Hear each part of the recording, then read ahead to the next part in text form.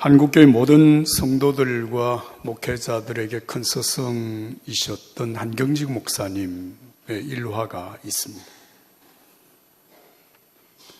한경직 목사님 마지막 여생을 남한산성 기도원에서 보내셨는데, 하물은 한국교계 원로 목사님들과 중진 목사님들이 남한산성으로 병문안을 가셨습니다. 목사님과 함께 이런저런 대화를 나누는 중에 문안을 가신 목사님이 한 목사님에게 이렇게 말씀을 부탁드렸습니다. 목사님, 모처럼 한국교회 중진 원로 목사님들이 한자리에 이렇게 모였는데 목사님께서 저희들에게 꼭 하시고 싶은 좋은 말씀을 해주시면 좋겠습니다. 그랬더니 목사님께서 한참 골똘히 생각하시다가 간곡한 어조로 이렇게 말씀을 하셨습니다. 목사님들, 예수 잘 믿으세요. 이렇게. 여러분 예수 믿으십니까? 여러분 예수님을 잘 믿으십니까? 대답을 안 하시니까 이렇게 대표로 대답을 하시는 거예요. 오늘 우리가 읽은 사도행전 16장 31절에 사도 바울을 통하여서 하신 말씀입니다. 주 예수를 믿으라. 그리하면 너와 네 집이 구원을 얻으리라. 어떤 상황에서 어떤 배경에서 이 말씀을 하셨는가를 잠시 살펴보면 이렇습니다. 사도 바울이 2차 전도 여행을 떠나서 초기에 이루어진 일입니다. 1차 전도 여행을 바나바와 함께 잘 마쳤던 사도 바울이 2차 전도 여행을 준비하면서 바나바와 의견이 맞지 않아서 몹시 다투었다. 그렇게 성경은 말씀하고 있습니다. 마가를 데리고 가자라고 하는 바나바와 마가는 안 된다라고 단호하게 거절한 바울 사이에 의견 충돌이 일어났어.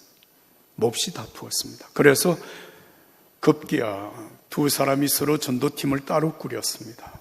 바나바는 마가를 데리고 전도여행을 떠나고 바울은 실라를 데리고 아시아 지방으로 전도여행을 출발을 합니다. 바울 사도는 안디옥을 떠나서 시리아, 길리기아, 더베를 거쳐서 루스드라라고 하는 곳에 이르러서 동역자 디모데를 만나 합류합니다. 그리고 여러 도시를 다니면서 교회의 믿음을 더욱 굳건하게 하는 동안 믿는 자들이 더 많아졌습니다. 그런데 바울 사도의 계획대로 아시아 지방의 선교를 성령께서 막으셨습니다. 그래서 부득불 부르기아, 갈라디아 지방을 거쳐서 무시아 지방에 가까이 있는 비두니아로 들어가려고 노력했습니다. 그런데 예수님의 영이 비두니아로 들어가는 길도 막으셨습니다. 그래서 무시아를 지나서 드로아로 내려가게 되었다라고 하는 게 성경에 기록된 내용입니다. 여러분, 제가 여러분들에게 지금 바울 사도가 안디옥을 떠나서 드로아까지 갔다 이 말씀을 드리는 동안 여러분 지명 이름이 몇 개나 나왔는가 하면 10개의 지명 이름이 나왔습니다.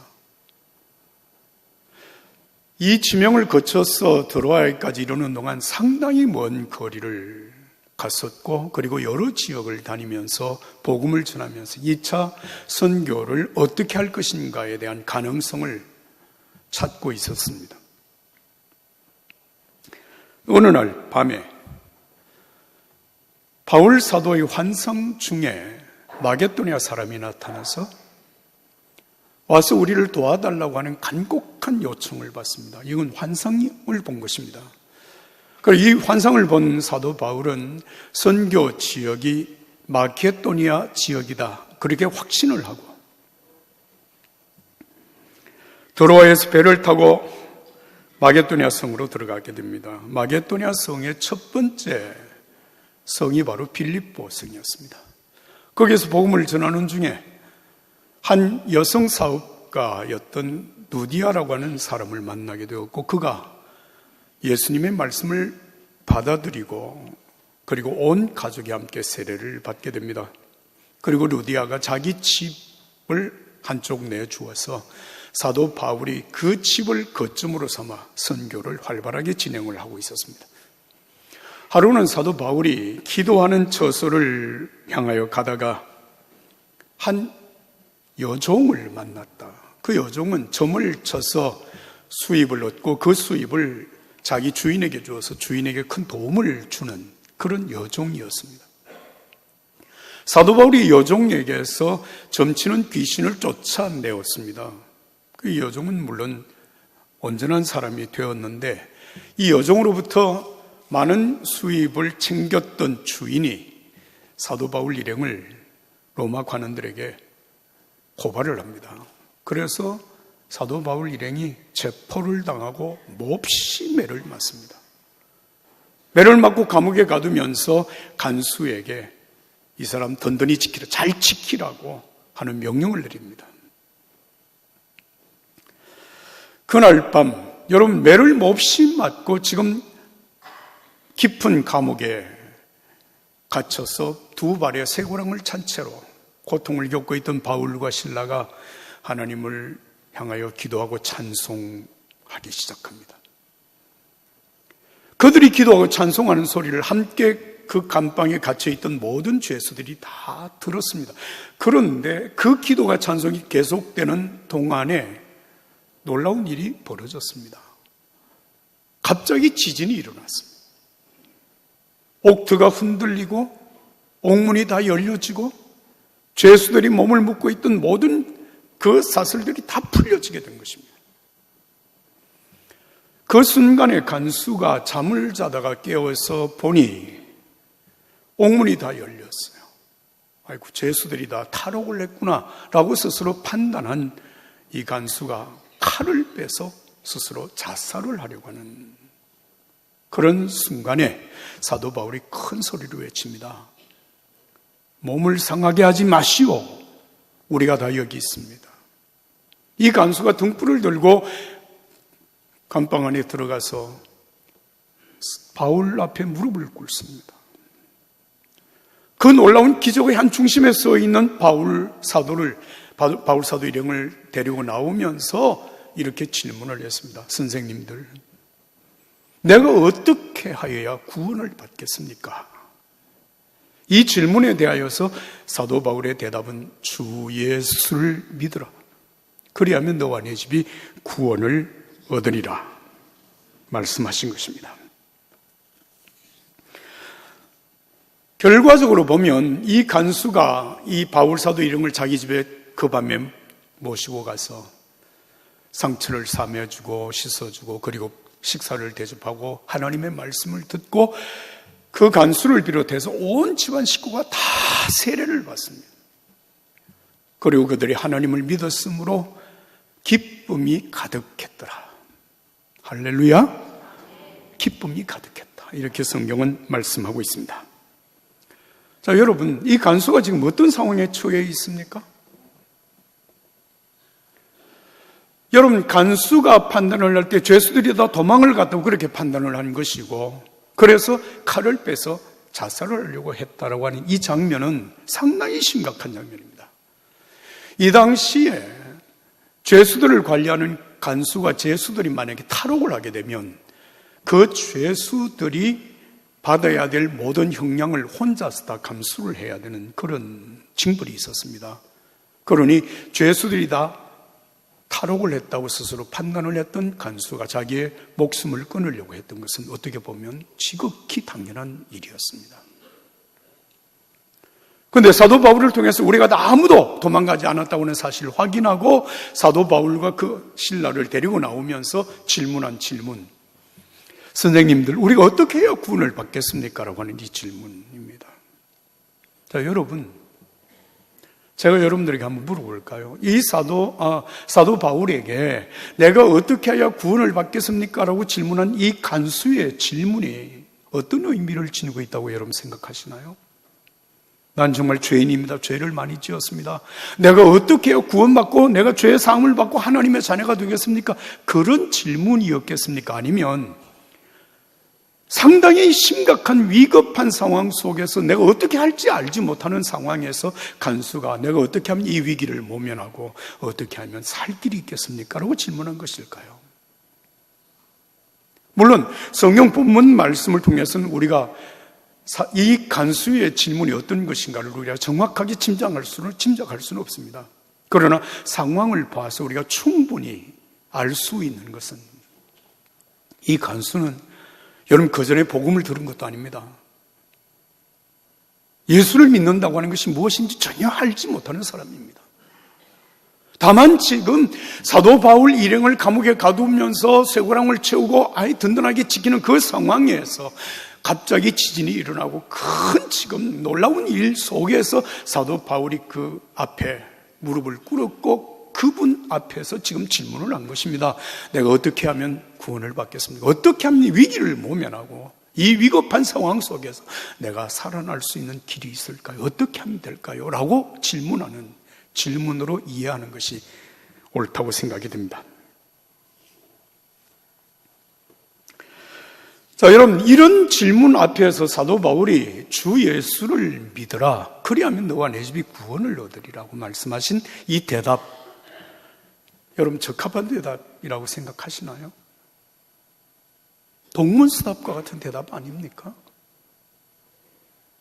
제가 한번 여러분들에게 질문을 해보겠습니다. 여러분, 지금 사업상에 굉장한 위기를 맞고 있는 사람이 내가 어떻게 하면 이 위기를 극복할까 이렇게 묻는데 주 예수를 믿으십시오 이렇게 얘기하는 대답이 옳습니까? 예수 믿으면 사업이 위기에서 살아날 수 있습니까?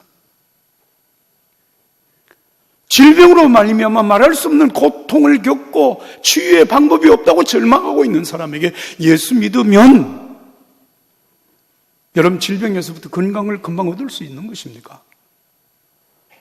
인간 간 관계가 악화되어서 이제는 더 이상 함께 살 수 없는 그 위기의 상황 속에 놓여 있는 사람들이 예수 믿으면 그 관계가 하루아침 회복이 되는 것입니까?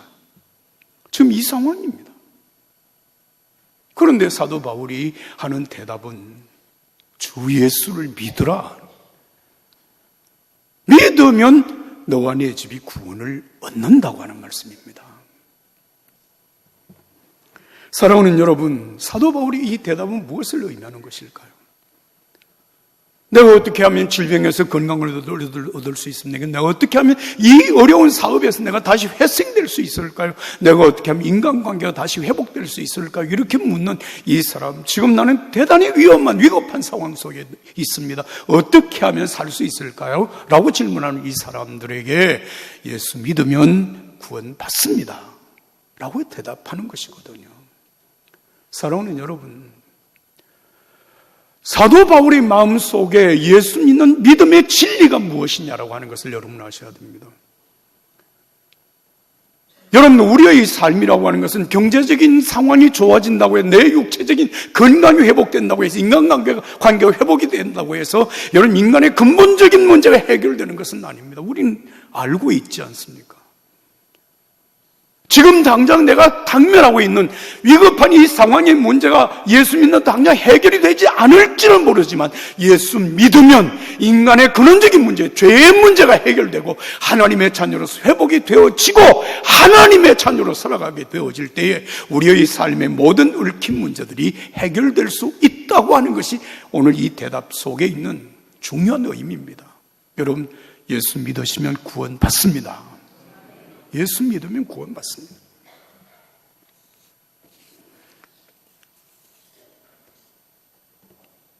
어떤 상황, 어떤 조건에 있든지 지금 나에게 필요한 것이 무엇이든지 간에 진실로 예수 믿으면 구원받습니다.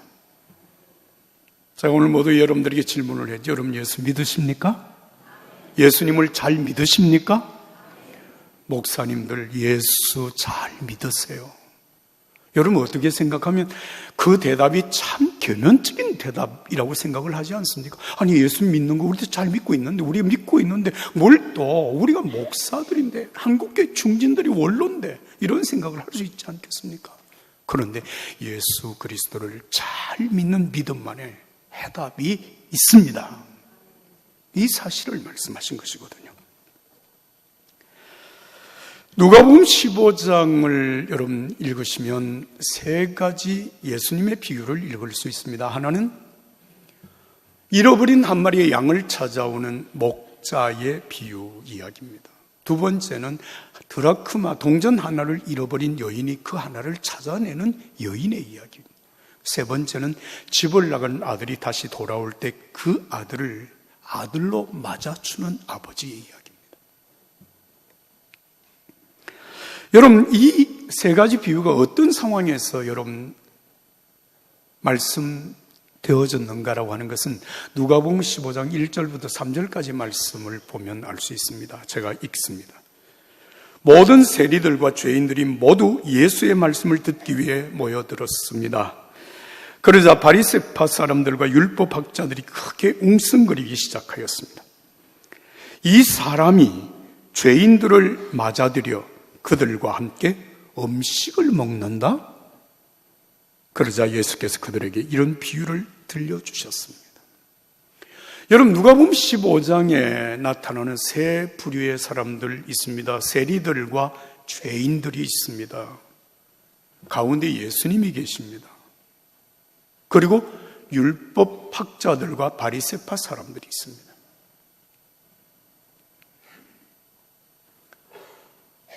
이 율법학자들과 바리새파 사람들은 이렇게 생각합니다. 세상에 저 세리들과 죄인들은 없어져야 될 사람들이야. 저 쓰레기 같은 인간들은 이 세상을 아주 어렵게 만들고 살기 힘들게 만드는, 그래서 없어져야 될 사람들이라고 생각을 하는 사람들이 바리새파 사람들과 율법학자들입니다. 그런데 예수님께서 이들이 지켜보는 가운데 세리들과 바리새파 사람, 세리들과 죄인들을 용납할 뿐만 아니라 그들을 초청해서 함께 식사를 하고는 바리새파 사람들과 율법학자들이 도저히 이해할 수 없는 행동을 하는 겁니다. 그래서 웅성거리고 그래서 비난하기를 시작하는 것입니다. 이때 예수님께서 들려주신 세 가지 비유, 그 중에 여러분 세 번째 비유의 말씀 우리가 잘 알지 않습니까? 우리가 보통 탕자의 비유 이렇게 얘기하지만 사실은 탕자의 비유가 아니고 탕자를 다시 맞아들이는 아버지의 비유입니다. 이 둘째 아들은 아버지의 재산을, 유산을 물려받아서 아버지의 곁을 떠나가는 그 순간에 이미 아들로서의 자격을 다 버렸고 박탈되었습니다. 자기 아버지를 만천하의 웃음거리로 만든 아들이 이 둘째 아들이었고, 여러분 천박하게 인생을 살 뿐만 아니라 마지막에는 돼지 우리에 뒹굴면서 살아가는 동안 그 집안에 아주 먹칠을 한 아들이 둘째 아들이거든요. 그런데 이 둘째 아들이 거지 중에 상거지가 돼서 집으로 돌아옵니다. 돌아오면서 이렇게 생각을 해요. 아버지, 제가 하늘과 아버지께 죄를 지었습니다. 그러니 제가 아들이라고 불릴 자격이 없습니다. 이렇게 얘기를 해요. 자, 여러분, 하나님께 나오는, 지금 아버지께 돌아오는 이 아들이 말하고 있는 자격, 나는 자격이 없습니다. 여러분 혹시 믿음의 생활을 하시면서 여러분들 자신이 하나님 앞에서 나는 자격이 있다고 나는 자격이 없다 이런 생각을 해본 적이 있으신가요? 정말 내가 구원받을 만한 자격이 있는 사람일까? 내가 예수님의 이름으로 기도하면 하나님이 내게 응답하실 만한, 응답을 받을 만한 자격이 있는 사람일까? 나는 정말 하나님이 주시는 그 복을 받을 만한 자격이 있는 사람일까? 그런 생각을 해본 적이 없으신가요? 지금 이 둘째 아들이 집으로 돌아오면서 그 사실을 생각합니다. 여러분 사실 자격을 원한다면 이 둘째 아들 자격이 없죠. 이 자격 없다고 하는 사실을 여러분 누가복음 15장 이 비유의 말씀에서 장자 첫 번째 아들이 표현을 합니다. 둘째 아들이 돌아와서 집에서 아버지가 큰 잔치를 배설하고 있는 모습을 보면서 첫째 아들이 이렇게 말합니다. 장녀와 함께 아버지의 재산을 탕진한 아들이 집에 돌아오니까 잔치를 열어. 말도 안 돼. 아버지가 돌았나 봐. 에? 저 녀석은 돌아올 자격이 없어. 돌아왔으면 안 되는 아들이야. 나는 저런 녀석과 내가 형제라고 말하는 것도 부끄러워. 막 화를 내는 거예요. 그게 첫 번째 아들입니다. 이 첫 번째 아들을 상징하는 사람들이 바로 바리새파 사람들과 율법학자들이라고 하는 사실을 예수님이 지금 비유를 통해서 말씀을 하고 계시는 것입니다. 그런데 아버지는 둘째 아들을 위하여서 손에 가락지 끼워주고 신발 새로 신겨주고 옷을 갈아입히고 그리고 잔치를 열어서 동네 사람 다 초청해서 여러분 잔치를 하면서 이렇게 말합니다. 이 내 아들은 죽었다가 살아난 아들입니다. 이 내 아들은 잃어버렸다가 내가 다시 찾은 아들입니다. 그러면서 함께 기뻐하는 거예요. 여러분 이 잔치가 누구를 위한 잔치인지 아시겠죠? 둘째 아들이 돌아와서 그 집의 아들로서 그 마을에서 아버지의 아들로서 살아가는데 부족함이 없도록 만들어주는 것이 아버지의 사랑, 아버지의 배려, 아버지의 은혜입니다. 미국 시애틀에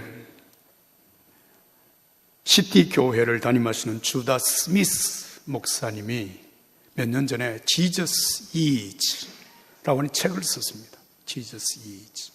예수님은 무엇이다 이런 얘기 있죠. 그 책에 이 탕자를 맞아주는 아버지에 대한 말씀을 이렇게 쓰고 있습니다. 그것이 미친 사랑이다. 그것이 아버지의 사랑이다. 탕자의 비유에 나오는 아버지는 우리의 하늘 아버지, 즉 하나님을 상징한다. 하나님은 내가 하는 작은 일에도 좋아서 어쩔 줄을 모르시며 계속해서 나의 사진을 천국 블로그에 올려놓으신다. 아마도 옆에서 천사들이 하나님 왜 그러세요? 저 녀석 완전 얼간이잖아요 라고 했을 것이고 하나님은 분명 그래 좀 웃기는 녀석이긴 하지만 그래도 언젠가는 철이 들 거야. 아무튼 상관없어. 나는 이 녀석이 정말 너무 자랑스러우니까 라고 대답했을 것이다. 우리가 최악의 죄를 짓고 최악의 이기심으로 얼룩져 있을 때에도 하나님은 여전히 우리를 사랑하신다.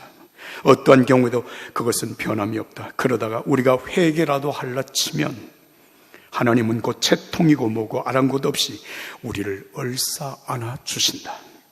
그러고는 좋은 옷과 가락지와 신발을 가져오라 하시고 우리를 위해 성대한 잔치를 열어주신다. 이것이 하나님의 은혜이다. 하나님의 사랑입니다. 우리를 향한 하나님의 은혜입니다. 빌립보 감옥의 이간수, 극도의 위기에 처하였다고 하는 사실을 스스로 판단하고 자기의 생명을 끊으려고 생각했던 사람. 내가 어떻게 해야 구원을 받겠습니까? 어떻게 하면 이 위기에서 내가 살아남을 수 있겠습니까? 이 위기를 극복하고 내가 인생을 제대로 살아갈 수 있겠습니까? 라고 질문하는 이 사람에게 주 예수를 믿으라. 그리하면 너와 내 집이 구원을 얻으리라. 여러분 이 사람이 사도 바울을 통해서 복음의 말씀을 듣고 자신과 온 가족들이 세례를 받고 여러분 하나님을 믿음으로 말미암아 그 가정에 기쁨이 가득했다. 이 은혜가 저는 오늘 여러분과 여러분들의 가정 속의 삶 속에 이루어지기를 예수님의 이름으로 축복합니다. 예수 믿으면 구원받습니다. 주 예수를 믿으라. 그리하면 너와 네 집이 구원을 얻으리라. 할렐루야.